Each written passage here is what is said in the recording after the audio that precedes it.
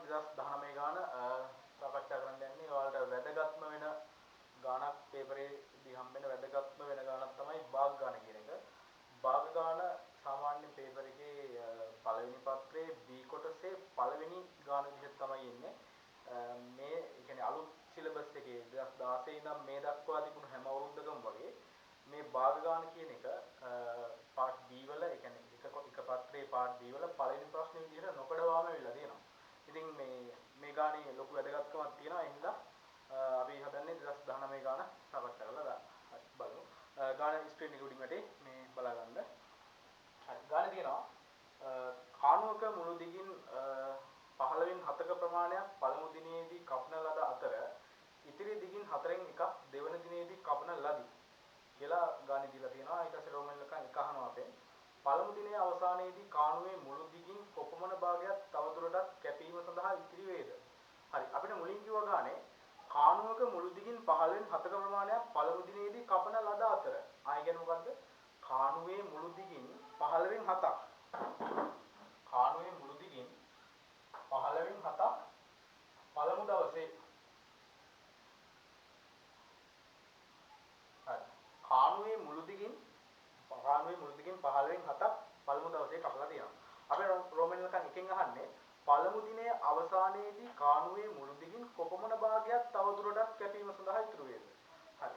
15න් 7ක් කැපුවා නම් කාණුවේ මුළු ප්‍රමාණය කොච්චරයිද? කාණුවේ මුළු ප්‍රමාණය 15න් 15යි. නැත්නම් මේක අපිට 1යි කියලා කිව්ව හැකි. මම මේ 1යි කියන්නේ මේ 15ට මේ 15 කපලා දාලා. එහෙම හිතන්නේ නැතුව සරලව මේ විදිහට හිතන්නකෝ. කාණුවේ මුළු දිග 15න් 15යි. මේ 15න් 7ක් පළවෙනි දවසේ කපනවා.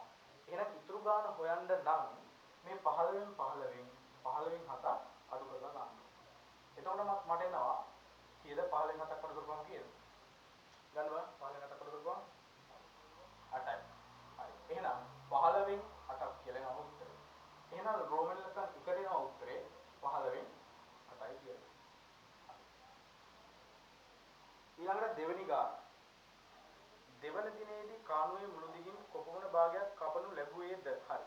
අපිට මුලින් ගානේ කිව්වා කාණුවක මුළු දිගින් 15න් 7ක ප්‍රමාණයක් පළමු දිනේ කපන ලද අතර ඉතිරි දිගින් 4න් එකක්. ඉතිරි දිගින් කියන්නේ මේ බලන්න. මේ තියෙන්නේ ඉතුරු වෙච්ච එක. අර පළවෙනි දවසේ කැපුවා 15න් 7ක්. පළවෙනි දවසේ 15න් 7ක් කැපුවට පස්සේ ඉතුරු වුණාලු කපන්න 15න් 8ක්. හරි. දෙවෙනි ගානේ අපෙන් අහන්නේ දෙවන දිනේදී කාණුවේ මුළු දිගින් කොපමණ භාගයක් කපනු ලැබුවේද?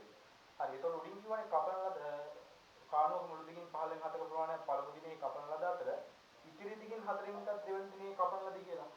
ඉතිරි දිගින් කියන්නේ ඉතුරුනේ කොච්චරද? 15න් 8ක්. මේ 15න් 8න් 4න් එකක් කපනවල කවද්ද? දෙවන දිනේ. එතකොට අපි දන්නවා n වෙනුවට දාන ගණිත කර්මය තමයි ගුණ කිරීම. හරි. අපි දැන් ගුණ කිරීම දාලා සුළු කරලා ගමු. 15න් 8 n වෙනුවට ගුණ කිරීම දැම්මා 4න් 1යි. හරි. 4ට 4 ඒවා 1යි. 8ට 4 ඒවා 2යි. එතකොට මේ දෙවරක් එක 2යි. 15 වරක් එක 15යි. එහෙනම් දෙවන දිනේදී කොච්චරක් කැපුවද? 15න් 2ක් කපලා දිනවා දෙවන දිනේදී. ඊළඟට තුන්වෙනි ප්‍රශ්නය රෝමන් ලකන් 3.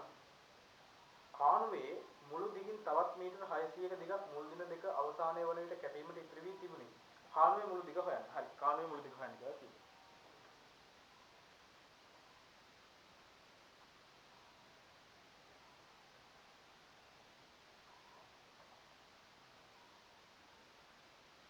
හරි.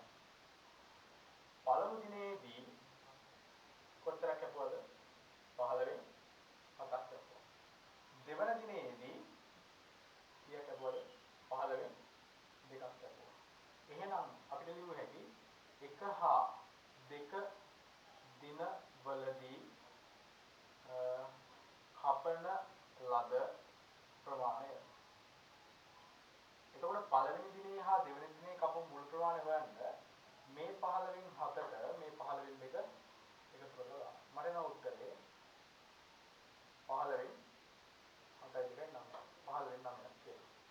හරි. අපිට රෝමන් ලකන් 3 කියන්නේ කාණුවේ මුළු දිගින් තවත් මීටර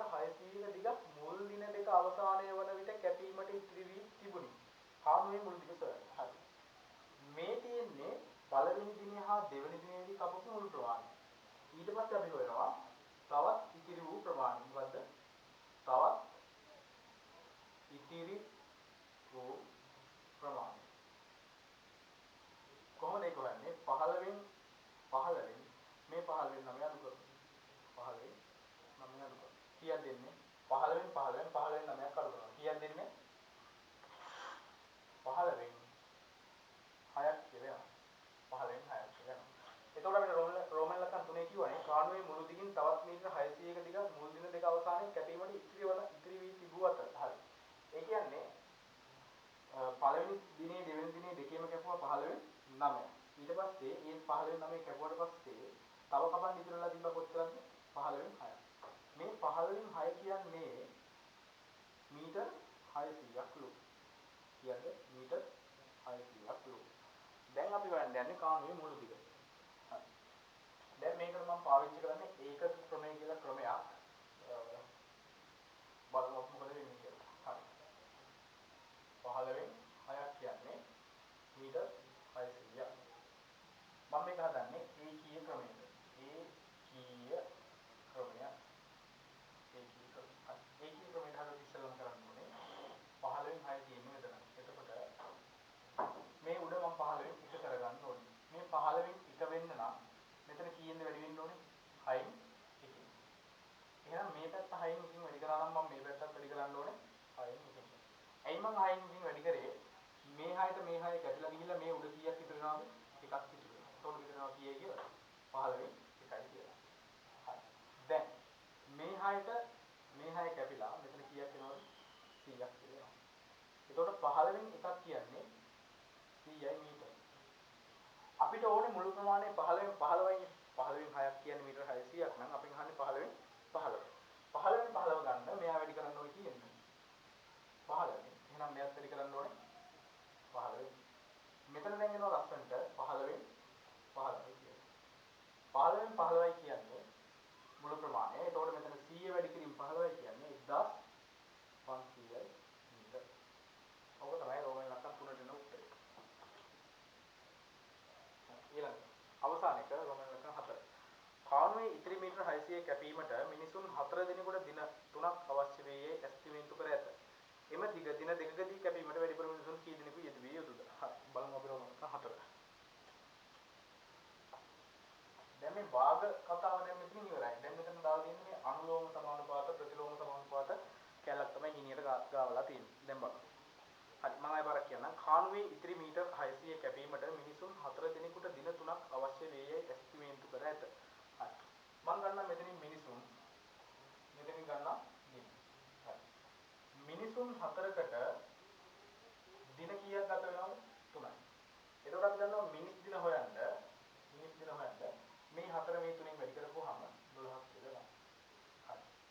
මිනිස් දින කියන එකේ තේරුම තමයි මේ වැඩේ කරා නම් මේ බලන්න මිනිස්සු 4 දිනක් කරා නම් දින 3යි යන්නේ.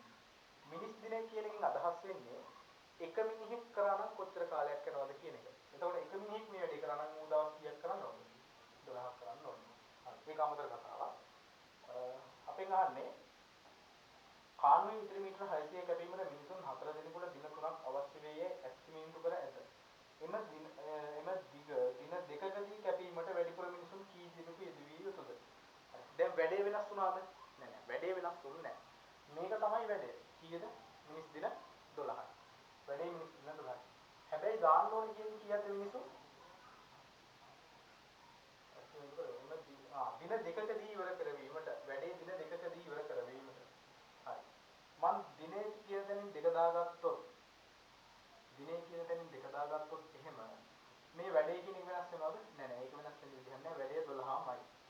එතකොට මෙතන දෙක තියෙද්දි මෙතන 12න් නම් මෙතන කීයක් එන්න ඕනේද? 6ක් එන්න ඕනේ. මේ බලන්න. මෙතන ආවේ 4 වරක් 3 12යි කියලා. අපිට කියනවා දින ගාන දෙකකින් කරගන්න ඕනේ. දින දෙකකින් වැඩේ කරගන්න ඕනේ. වැඩේ වෙනස් වෙන්නේ එහෙනම් 12 එන්න නම් මේ 6 කීයෙන්ද වැඩි වෙන්නේ? සෝරි මේ දෙක කීයෙන්ද වැඩි වෙන්න ඕනේ? 6න් වැඩි වෙන්න ඕනේ. එහෙනම් පළවෙනි විදිහට ගත්තොත් එහෙම පළවෙනි දවසේ විදිහට ගත්තොත් එහෙම මිනිස්සු 4යි. දෙවෙනි ආකාරයට ගත්තොත් එහෙම මිනිස්සු 6යි. එහෙනම් අවශ්‍ය වැඩිපුර මිනිසුන් ගණන